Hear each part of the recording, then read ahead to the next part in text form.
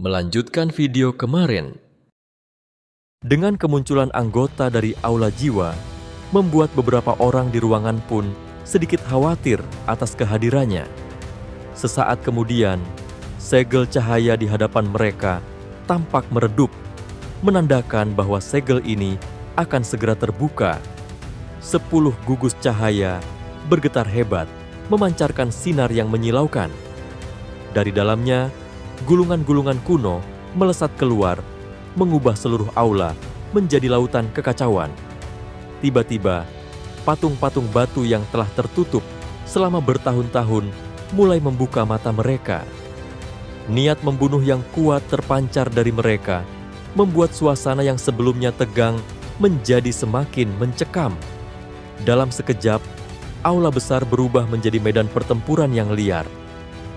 Gulungan-gulungan itu berpencar dengan aura kuno, menarik perhatian para ahli yang matanya kini merah, dipenuhi ambisi. Ketika cahaya mulai meredup, aula sempat terdiam sebelum akhirnya ledakan suara riuh menggema. Gelombang demi gelombang energi meledak di udara, banyak sosok bergerak secepat kilat, mencoba merebut gulungan-gulungan berharga tanpa memedulikan keselamatan mereka. Namun, gulungan-gulungan itu tampaknya memiliki kesadaran, menghindari tangan-tangan yang berusaha menangkapnya. Pertempuran sengit pecah di udara, membuat banyak ahli terjatuh dalam sekejap. Di tengah-tengah kekacauan, beberapa faksi besar memilih untuk menahan diri. Mereka menunggu hingga para pesaing kelelahan sebelum bergerak. Sementara itu, suara tajam tiba-tiba menggema, membuat semua mata tertuju pada patung-patung batu yang kini telah sepenuhnya terbangun.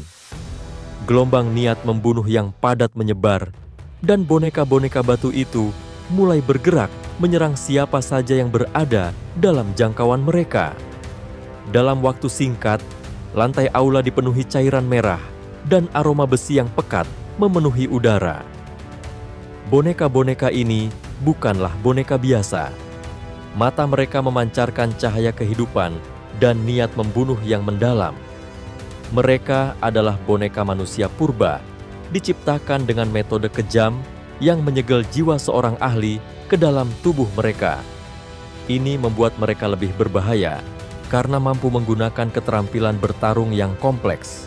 Kini, semua orang terpaksa bertarung demi bertahan hidup.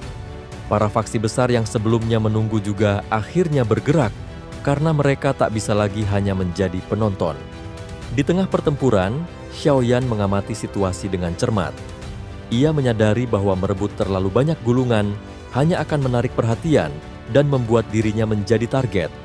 Oleh karena itu, ia harus memilih dengan cermat. Matanya tertuju pada gulungan merah terang yang memancarkan aura ganas. Hanya sedikit ahli yang mengejarnya, menjadikannya target yang lebih strategis untuk direbut oleh Xiaoyan. Setelah mengamati dengan saksama, Xiaoyan mengambil keputusan. Saat gulungan merah itu melintas di dekatnya, ia langsung melesat. Api ungu coklat melonjak dari tubuhnya dan dengan satu dorongan kuat, lantai di bawahnya retak menjadi bubuk. Tubuhnya menerjang bagaikan naga api besar, langsung masuk ke dalam kerumunan yang berebut gulungan tersebut. Kemunculannya yang tiba-tiba menarik perhatian banyak orang. Ekspresi mereka berubah dan tanpa ragu, mereka meluncurkan serangan ke arahnya. Namun, Xiaoyan hanya mendengus dingin. 5 pilar api ungu coklat melesat dari tubuhnya, menghantam pilar-pilar energi lawan dan menghancurkannya dalam sekejap.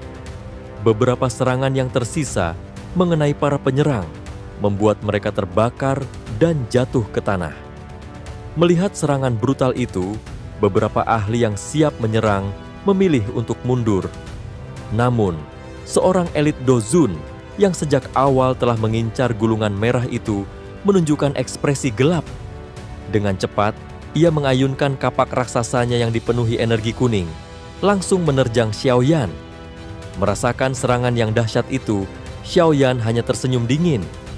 Ia menghunus pedang beratnya, dan dalam sekejap, pedang dan kapak mereka bertabrakan, menciptakan ledakan energi yang mengguncang seluruh aula. Benturan tersebut membuat Dozun itu memuntahkan beberapa cairan merah. Ekspresi terkejut melintas di wajahnya saat ia menyadari bahwa Xiaoyan ternyata lebih kuat dari yang ia duga. Menyadari bahwa ia telah kehilangan kesempatan, ia memilih mundur untuk menghindari risiko yang lebih besar. Sementara itu, Xiaoyan merasakan sedikit mati rasa di tangannya, menyadari betapa kuatnya lawannya tadi. Namun, ia tak punya waktu untuk berpikir lebih jauh. Tatapan Xiaoyan kembali tertuju pada gulungan merah cerah yang masih melayang lincah di udara. Meski banyak ahli telah berusaha merebutnya, tak ada yang berhasil menyentuhnya. Bahkan, beberapa yang terlalu dekat justru mengalami luka parah akibat serangan dari yang lain. Tanpa ragu, Xiaoyan kembali melesat ke depan dengan kecepatan luar biasa. Siapapun yang mencoba menghalangi jalannya langsung terhempas. Dalam sekejap, ia sudah berada sangat dekat dengan gulungan itu. Namun, pada saat yang sama, hampir 100 ahli melancarkan serangan gabungan, menciptakan tekanan luar biasa. Bahkan, ekspresi Xiaoyan sedikit berubah menghadapi serangan besar-besaran itu. Dengan satu gerakan cepat, tangannya meraih gulungan merah menyala yang melayang lincah di udara. Tepat saat itu, serangan dahsyat Doqi hampir menghantamnya, menyebabkan ruang di sekitarnya berfluktuasi hebat. Dalam sekejap, Tianho Zunzi, Xian, King Lin, dan yang lainnya muncul, membentuk perisai energi yang tebal untuk menahan gelombang serangan gabungan dari para ahli. Ledakan energi menghantam perisai, menciptakan riak kekuatan yang kuat, tetapi perisai itu tetap bertahan. Saat rekan-rekannya sibuk menahan serangan, Xiaoyan kembali mencoba meraih gulungan tersebut. Namun, begitu jari-jarinya hampir menyentuhnya, gulungan itu melesat ke depan seperti ikan licin. Dengan ekspresi dingin, Xiaoyan mengulurkan tangannya sekali lagi, menciptakan retakan ruang untuk menjebak gulungan itu. Dengan kekuatan hisap yang luar biasa, ia menariknya ke dalam genggaman. Namun, tepat ketika ia hampir mengamankan gulungan itu, sebuah tangan lain mencengkeram sisi berlawanan. Xiaoyan segera menyadari bahwa sosok di hadapannya adalah Chen Tianan, pemimpin sekte Xuan yang mendalam. Dengan seringai dingin, Chen Tianan meluncurkan pukulan keras ke arah kepala Xiaoyan. Namun, sebelum serangan itu mengenai sasarannya, cahaya keemasan bersinar di depan Xiaoyan. Pukulan Chen Tianan justru menghantam Sky Demon Puppet yang tiba-tiba muncul, menimbulkan suara benturan logam yang nyaring. Ekspresi Chen Tianan langsung berubah. Ia menarik kembali tinjunya dengan cepat, tetapi Sky Demon Puppet membalas dengan pukulan yang sama dahsyatnya.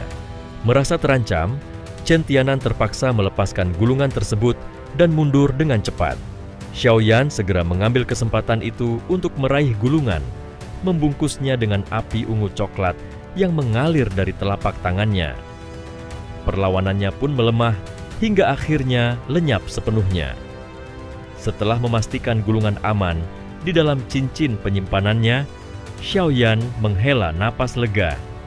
Namun, aura kuat dan mengintimidasi meledak dari tubuhnya, membuat para ahli di sekitarnya semakin waspada. Menyadari bahwa mereka tidak lagi memiliki kesempatan, mereka perlahan mundur untuk mencari peluang lain. Setelah memastikan tak ada ancaman langsung, tatapan Xiaoyan berubah dingin, tertuju pada Chen Tianan yang kini tampak kesulitan menghadapi Sky Demon Puppet. Sejak pertama kali Chen Tianan memimpin pasukan besar untuk menangkapnya di Menara Pil, Xiaoyan telah menyimpan niat membunuh terhadapnya. Namun, saat itu, kekuatannya masih berada di tingkat Dozong Bintang 1, membuatnya sulit menandingi pria tua tersebut. Kini, situasi berbeda. Dengan Chen Tianan yang kembali menyerangnya tanpa ragu, Xiaoyan tak berniat menunjukkan belas kasihan.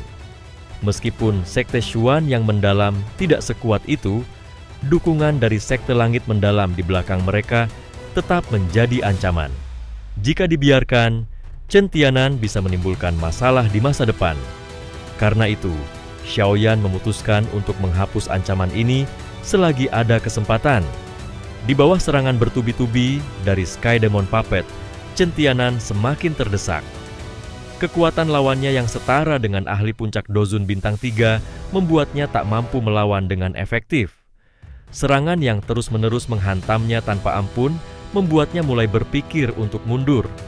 Sebelumnya, ia merasa percaya diri karena Xiaoyan memiliki banyak musuh, termasuk Hall of Soul dan Heaven Demon Phoenix.